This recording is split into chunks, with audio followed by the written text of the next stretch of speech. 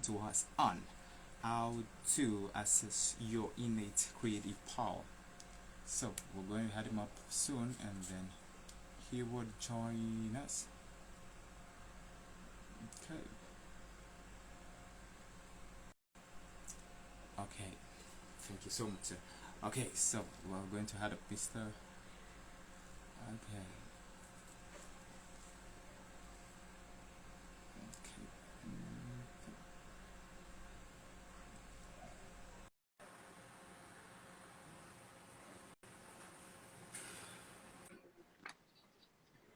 Hello, sir. Hello. Yeah, good morning. Yeah, good morning, sir. Good morning. We're about an hour away from being the afternoon where I am. What time is it where you are? Exactly. Thank you so much, Mr. David. I'm really grateful for this opportunity. Really Just call me David. Yeah, it's all good. Miracle. It's Yeah. all good. Appreciate it. Okay, so I'll briefly just read uh, David's profile a little bit, and then we'll just go straight up to the section. So Mr. David is an accomplished transformational leadership and executive coach working with clients globally. He began his executive coaching in 2011. His focus is connecting heart thinking with head thinking. After selling his first company to Amazon in 2008, he created and headed up the Los Angeles office of IMDb, a division of Amazon, in 2013. He formed, along with his partners, his next company, Critical Mass Studio International. And that's You don't need to read that. Miracle, stop reading it. It doesn't mean anything. It doesn't mean anything. Just stop reading it. Just stop reading it. I'm just going to tell you how. I'm just going to tell you what anybody that's watching this, or that's your audience, right? This is all they need to know about me. Okay. Okay. Are you ready? Yeah, we're ready. I'm a dad. Oh yeah. And I have two amazing sons, and my wife and I live in Los Angeles. And Okay. I've had the pleasure of working with leaders from all over the world. And the reason why I enjoy so much working with leaders from all over the world is because when I work with somebody, it simply reminds me of what I need to remember as well, because I forget all the time. So I'm actually very selfish in my career. By working with others, I get to help myself by having this conversation with you. Whether one other person watches, or 100 other people watch, or it's just me and you, my friend, it helps me remember who I am. So thank you for inviting me onto this with you. Tell me what you want to talk about. Okay. So we want to talk about how to access our innate creative power. And I read through your profile some time ago, and I saw a video which you really made emphasis on that. I think the concept you use, Albert Einstein's concept, saying that you can't use the same thinking or experiencing and solving a problem. So there needs to be a change. So I felt, oh no, we needed David to really speak on this topic, and I said, okay. I sent you a message. Right. So a lot of people know what Einstein said, right? So one of the things he said was, you can't solve a problem with the same level of consciousness that created it. And I love explaining, I think, the deeper meaning behind that, because we take it for granted, we hear it, but let's talk about it for a moment, right? So let's substitute the word consciousness with awareness. You can't solve a problem with the same level of awareness that created it. Or let's substitute the word awareness with feeling of inspiration inside of your body, like how inspired we are inside of our body. So if you will, use your hands, okay? Put your hands up here, and Miracle, if you're feeling really amazing inside your body right now, then maybe your hands are really wide apart. And if you're feeling a little nervous, maybe your hands are not as wide, right? Maybe they're a little closer together. If you're feeling really anxious inside, they're really close together, right? So at this moment, how are you feeling? How do you feel right now? I feel nervous a little bit. A little Okay, bit. a little nervous. So maybe they're not wide apart, right? So just show me, and everybody watching, show where your hands are. You're kind of like over here. Yeah? Okay. So tell me what you're nervous about. Right now, like my hands are up right now, like my hands are up like this. So you're being self-conscious about it, but Just let's like just talk this through, right? So right now you're feeling like this. You can put your hands down for a moment, all right? But what are you feeling nervous about? hmm, like we are live right now. Like we are live on Instagram right We're now. live, and you're talking to me, and Exactly. and you're not, we only had one other conversation before this, so you're trying to figure out how we should dance together. A little Exactly. nervous about that, yeah? Okay. So go into the feeling that you have inside of your body that represents that nervous feeling. Okay? So just close your eyes for a moment. Sit up straight, if you don't mind. Sit up straight. Close your eyes. All right? And just find that feeling of that nervous energy. And it's already dissipating. Like as you call it out, it's already leaving your body probably. But just identify it, okay? And you could peek if you want with one eye. Whatever that nervous energy is, it's equal to how you feel, right? That feeling, right? So you probably wouldn't say that this is a problem because, well, we're just having a conversation. But there's an element of being uncomfortable, which can lead to what we would call a problem, hurdle, or concern, right? Okay. Now, here, what I want you to do is I want you to think of someone in the world you love.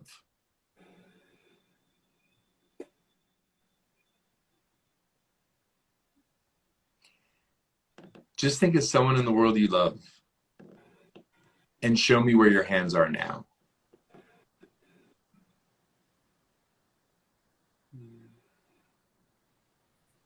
So use your hands again to show me. You could open your eyes. Show me where they are now. So they're farther apart. Okay. So now open your eyes. Now, with the feeling of more awareness in your body, more inspiration in your body, all of a sudden, I doubt you feel nervous. Hmm. See what I'm saying? So my friend, you started this out by reading my bio, right? And you tripped up on some words just because you were probably nervous reading the bio, right? Yes. And it's meaningless. Hmm. I get nervous too. Like it's meaningless. And when I get nervous, I trip up on words too. It's meaningless. It's all good. I'm just pointing out how this works, right? So your feeling of being nervous created an event that felt awkward. But if you remembered what you feel like when you think of someone you love as an example, as a tool to create that more expansion in your body, then you could approach whatever you're doing, not from a place of contraction, but a place of awareness. So that's what Einstein means. You can't solve a problem with the same level of awareness, same level of consciousness that created it. Because if we're doing something, right, we're reading something and we're nervous, we could try to read it a million times. It's going to come out about the same because we're nervous. So if we expand ourselves and try to do the same thing, then all of a sudden it flows out. Excuse me, I got to get something to drink. Okay.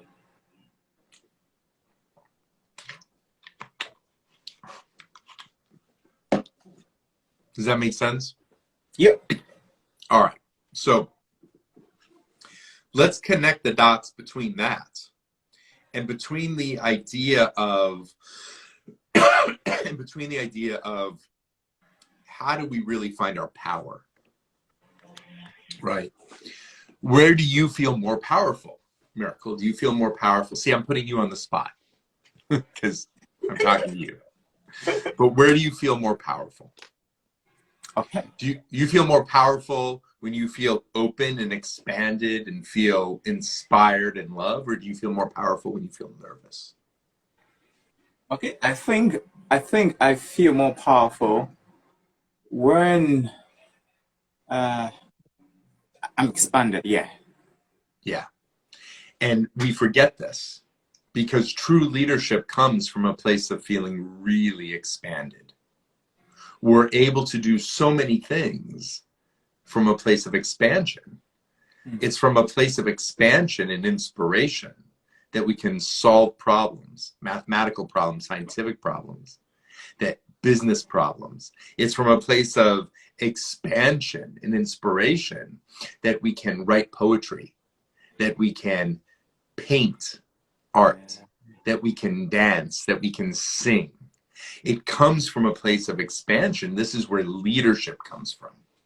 So true leaders, like there's a lot of people out in the world that, you know, may call themselves a leader or force others to call themselves a leader. But if they're not really coming from a place of empowerment, of expansion, of consciousness, of awareness, they're not going to move you. They're not a real leader. They're not going to inspire you. Yeah.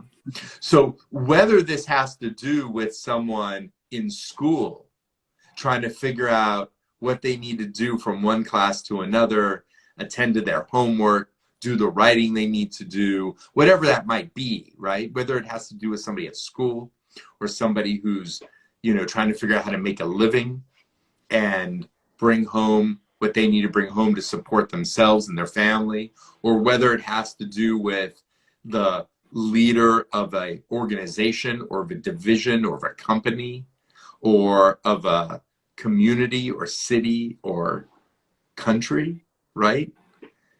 Leadership comes from our ability to be incredibly aware, expansive, and inspired inside. And the only reason it comes from that place is because it's from that place that it allows us to speak our truth. From that place, we can actually individuate and speak the truth that only you, Miracle, can speak as an individual because you have different vocal cords than I have. And only I can speak because I have different vocal cords than you have, right? So the way I speak my truth will be different. But it's from this place of expansiveness that I can do that. And that's where power and leadership comes from. But there's no period at the end of it. So you're always able to speak more. You're always able to do more. Yeah. Learn more, become more aware. Wow. Thank you so much, Mr. David. I don't know. This was really a special experience. It was a really special experience. So I think we have some questions. Some of these questions are how do an individual who's clueless about a problem that they find as a problem, but they don't have the solution. They don't have the tools to really find a solution to the problem. So let me try and set an example. So somehow, maybe a young leader sees the fact that some people are working and some people, they don't have cars. So they want to travel, but they have to always walk to the destination. And it's thinking of actually making life easier for people. And it feels like, okay, can anything move? But somehow they don't have the tools to work on that. So how do young people like that start finding solutions to problems when they don't have the necessary resources or tools available to them at the moment? Right. So I'm not going to take a specific problem because I don't know the answers to any specific problem right now, right? What I'm going to address is a process of being in a place where whoever wants to address the problem can then find a way to address it. And again, whenever we're feeling contracted inside, whenever we're in fight or flight, whenever we're running away from something or being nervous about something or anxious about something, it's harder for us to actually see what we need to see in order to address the problem. Uh,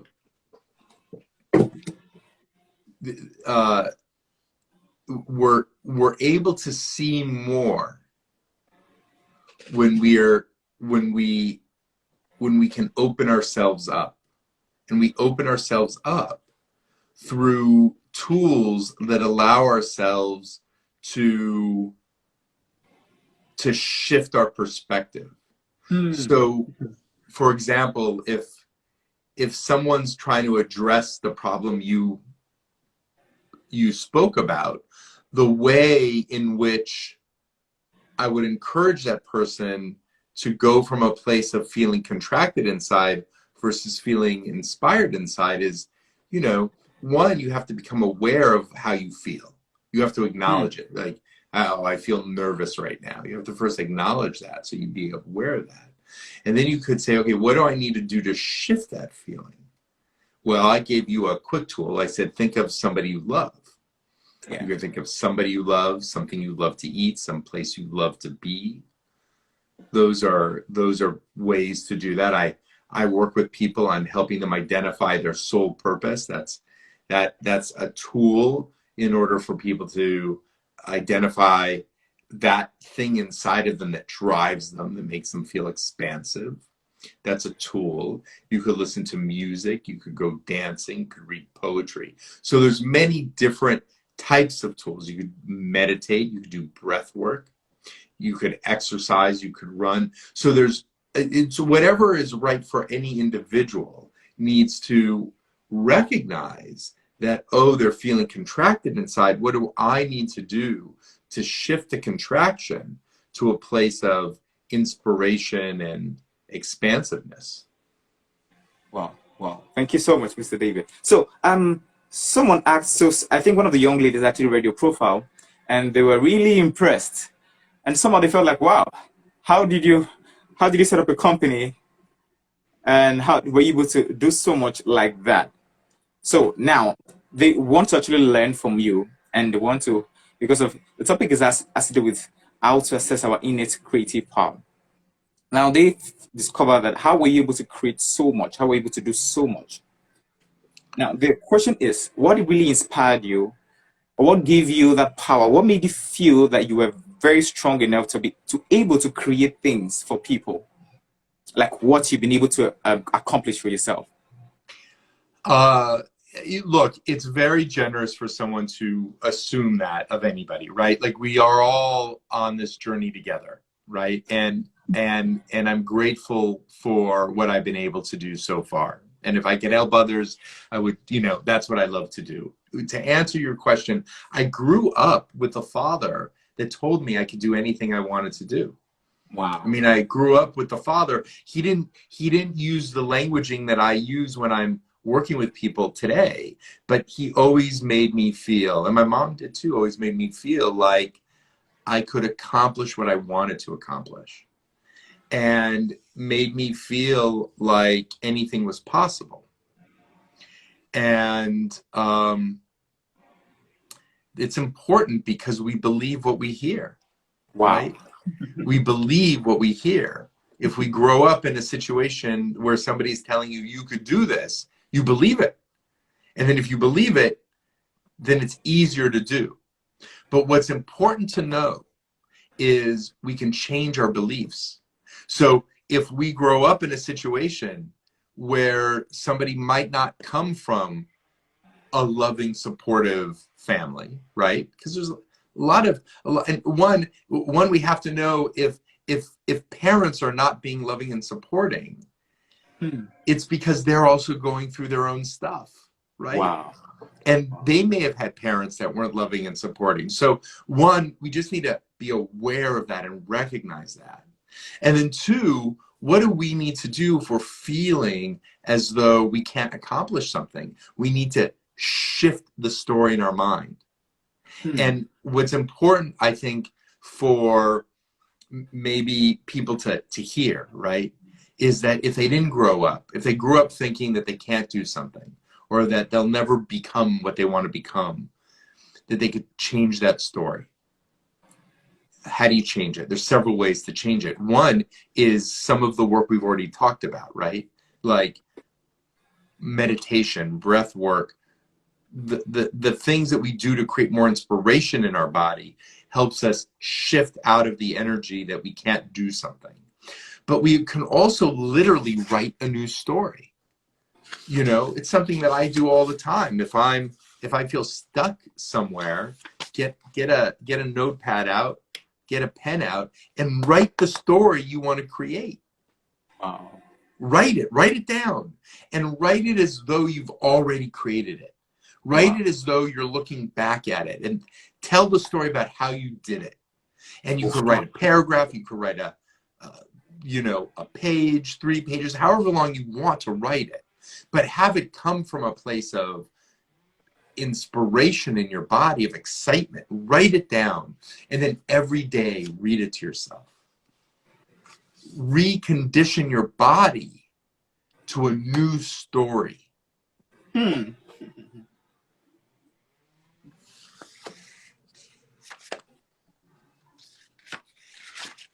Wow. Wow. Wow. Thank you so much, David. Thank you so much. Okay, so the other question is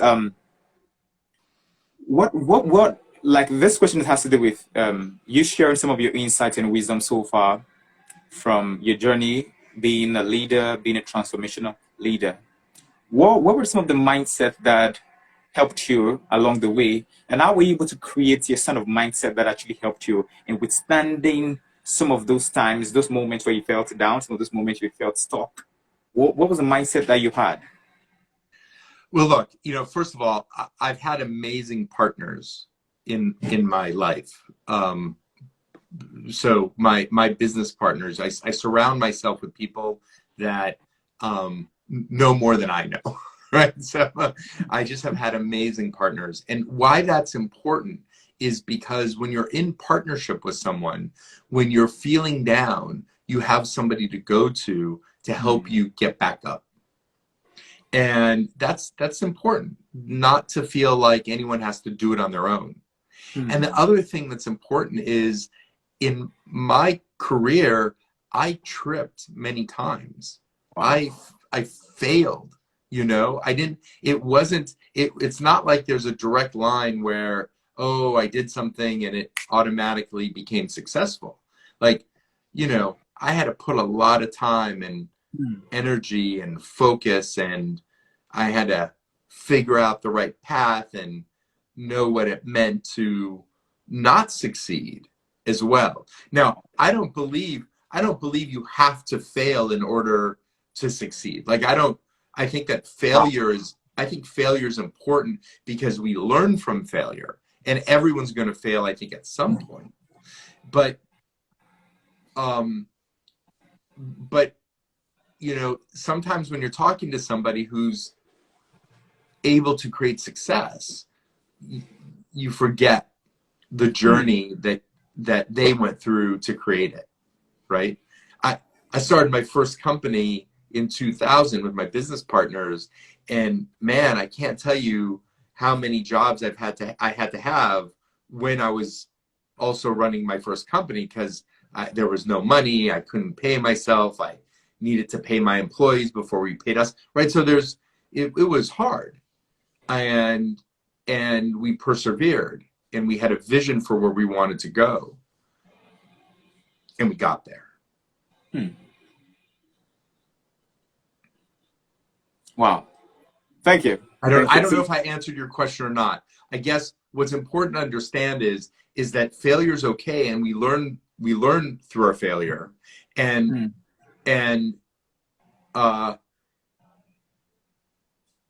things sometimes take time.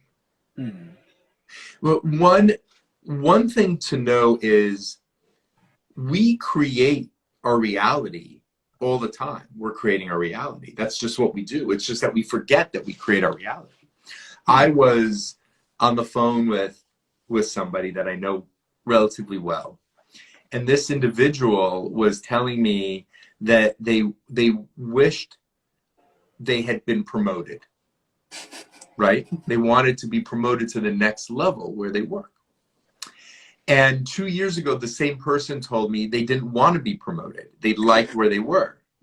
And now they wish they were. So what's interesting, this individual actually created the reality that they wanted. Now they realize they want to create a different reality. So now, you know, one thing they could do is just change their story. Imagine themselves in the new position. Imagine themselves where they want to be. So when I'm working with entrepreneurs, when I'm working with people in business, when I'm working with anybody, one of the things I remind them is imagine what it'll feel like. Think about it and feel it, of where you want to be when you accomplish what it is you want to accomplish. And what you want to do, Miracle, is you want to take that feeling, not just the intellectual understanding of it, because it's an integration of both your mind and your heart. You need to have both. You want to take that understanding and that feeling, you want to bring it into your body today. And you want to walk as though you've already accomplished it. Authentically. Not fake, not hubris, but you want to feel it in your body when you're walking down the street. Oh yeah, I did that. Right? And then the very thing that you're feeling in your body, you'll meet on a path that'll come to you. It's like success will come to you. You don't have to run. You don't have to try to fight to find success. But if you identify and articulate what that success is, and you create a feeling for it in your body, it'll actually come to you. Wow. Thank you so much, David. That's really powerful, you know. I'm really getting a different understanding about this, a whole lot of understanding. I want to say a big thank you. So I think we have about 2 questions more, and then we're going to be ending this section. But the question here is this. So somehow, somebody just wrote "fake it until you make it," and there's an element of that in what I'm saying, absolutely. But when I talk about it, I'm talking about it from a real grounded place, right? Like at first it may feel uncomfortable in your body, but when you feel that success, when you feel that which you want to have happen, right? So, you know, you may be an amazing actor, right? And you may envision yourself on that stage. But if you feel as though you want to be on that stage, then you have the feeling of wanting in your body. And instead of having the feeling of wanting, I want you to have the feeling of actually being on that stage in your body. And so for the person who wrote "fake it until you make it," yes, there's a truth to that, but I want the authentic feeling in your body so that you're carrying it. Otherwise, if you're not carrying it, it's absolutely, I see Vanessa just said it's the law of attraction. It's absolutely the law of attraction, but we forget what it means, right? Because we think if we just do a storyboard and we say, oh, we want these things, it's going to come. But it's not just the intellectual understanding of that storyboard, it's the feeling of the storyboard. Absolutely. I'm in 100% agreement with what Vanessa's saying. And the comments are, and I think this other person's name is Lena, I'm not sure because it's going by fast. And yeah, the law of resonance. Yes, this is all, we're all on the same page here. And frankly, this is the reason why I like having these conversations, because the very thing we're talking about, I forget all the time, right? I teach this, I talk about it, but I do that so that I don't forget. Because by reminding you, I get to remind myself, and then I have a better day. Wow. This is really, you know, I think I like what Mr. Williams said. I think Vanessa said, it says, cultivate and practice the feeling of the thing you desire. Wow. Thank you so much for that. So, Vanessa happens to be an expert at this. The thing is, I love you too, Vanessa. We're all experts at this. We just forget. Because everything you've created for yourself, everything all of us have created for ourselves, this is how we create it. But we forget that this is how we create it. So we perceive ourselves sometimes as a victim to a circumstance, right? But the fact is, we have the ability, and we do create our circumstance. See what I'm saying? And but the whole work that I'm talking about is, if we can actually become so self-aware of how we feel any moment of any moment, that when we're feeling in a way that's inconsistent with what we want to attract, with what we want to create, with what we want to manifest, we're like, we can become so self-aware of that, right? Then we can do the work, use the tools, some of the tools we've already talked about, to shift the perspective, shift the awareness, and then we can actually manifest something that's more in line with what we want to manifest. Consciously, with intent, manifest. Wow. Thank you so much, David. Thank you so much. So this question I want to ask relating to this, what you just ended. How do you maintain creating that feeling when you're faced with let's say a shift in how you feel, maybe somehow an incident or an event just occurred and discourage that thing you desire inside of you? How do you come back to the feeling? If maybe somehow something just disturbed your feeling, and how do you come back on track with the feeling? Right. So let's first acknowledge a couple things. Things happen, right, that can break our heart. Things happen that can make us be in a place where we're feeling discouraged, where we're feeling awful inside, where we're feeling contracted.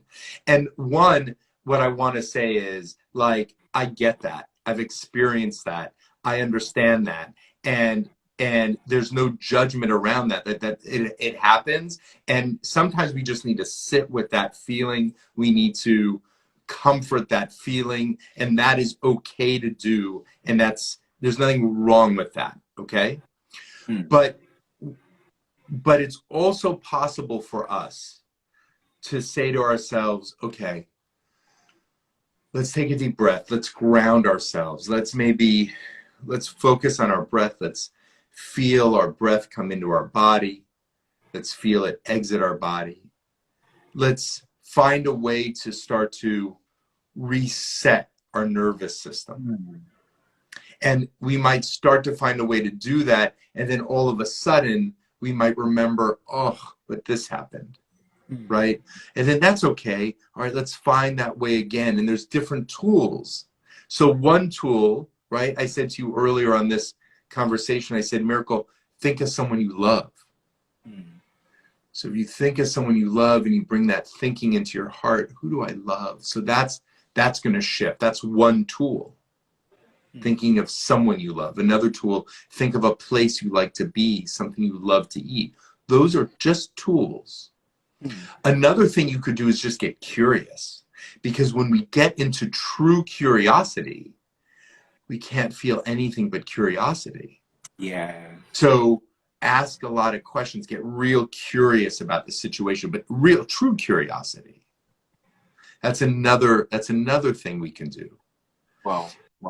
For some people listening to this, maybe running or dancing or listening to music or playing music or writing poetry or listening to poetry. These are other tools. Like I said, I help people with their soul purpose work. Creating a soul purpose statement is something that you could do as well, right? So you have to find the tools, but like any tool, if you don't practice it, it's going to be harder to use. So I say to everyone I work with is to practice these tools. Find the ones that are right for you. Practice these tools a couple times a day. Even on the days where you're feeling amazing, you practice these tools, you'll feel more amazing, right?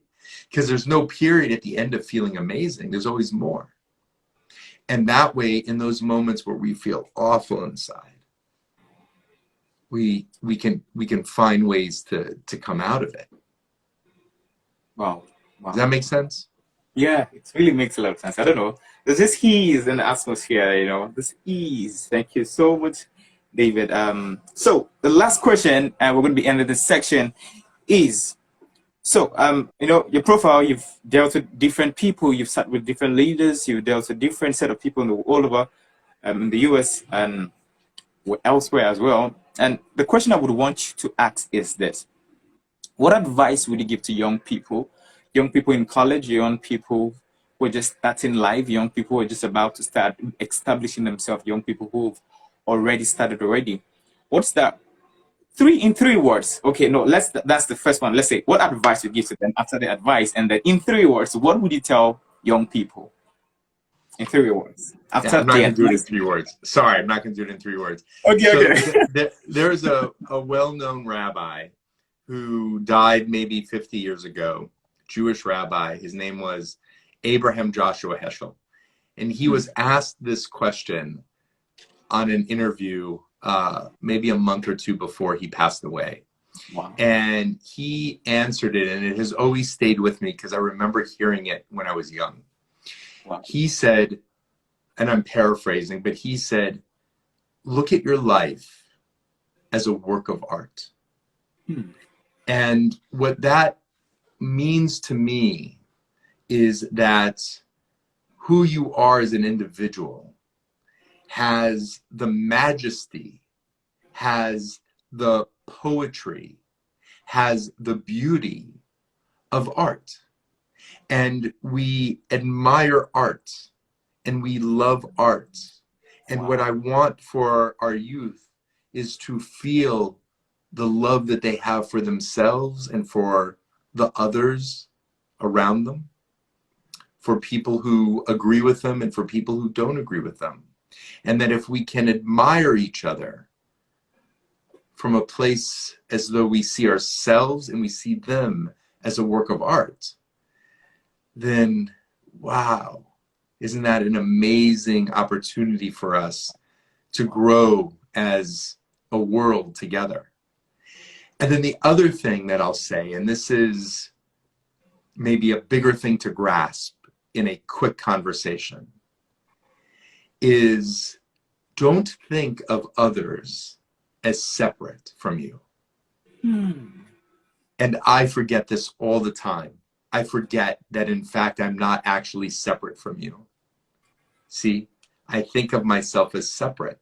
But the more I realize that I'm not separate, the more I can love myself and love you, respect myself and respect you, even if your thoughts are different than my thoughts. But in fact, they're just a reflection of something else going on inside of me. And this is the way I think ultimately who we are as a world community, as a global community, we can shift and move away from pointing fingers, move away from war, move away from poverty, move away from those things that we're unable to do, to being a global community that can communicate from a place of respect and love. But we need to model this for our youth, and we need to teach this to our youth. Wow. Thank you so much, Mr. David. I'm really, really grateful. I'm sincerely grateful for this. I don't know. It's really inspiring having to hear a leader, give a very short words but very powerful. And so I believe other people that will be listening to this will really be inspired, and then they would really learn a lot from this. I want to say big thank you, big thank you for joining, and thank you so much for pouring out yourself, and not just in advice, but in your words and your wisdom and knowledge. I'm truly grateful, really, really Amen. grateful. Is a pleasure. Thank you for inviting me to be on this conversation with you. And like I said, I'm in the same conversation, right? Like I do this to remind myself. And I'll just say one more thing. I don't want anyone to think anything I'm saying is advice, because it doesn't make sense for any of it to be advice. If anything I say makes sense to somebody, it means it's already in them. They already knew it. They didn't even need to hear it from me. All I'm doing is reminding them. And by reminding them, I remind myself. And so I'm appreciative of you and of anybody that's watching this. And I invite anybody that wants to ask me questions, they can DM me, which is the way you introduce yourself to me here on Instagram, or ask a public question on my page. And I often respond to those on video as well. So be well. Have a good day, my friend. Thank you so much, sir. Thank you so much. Okay. Okay, everyone, thanks for joining. Thank you so much for joining. I'll see you guys later. Bye. Bye.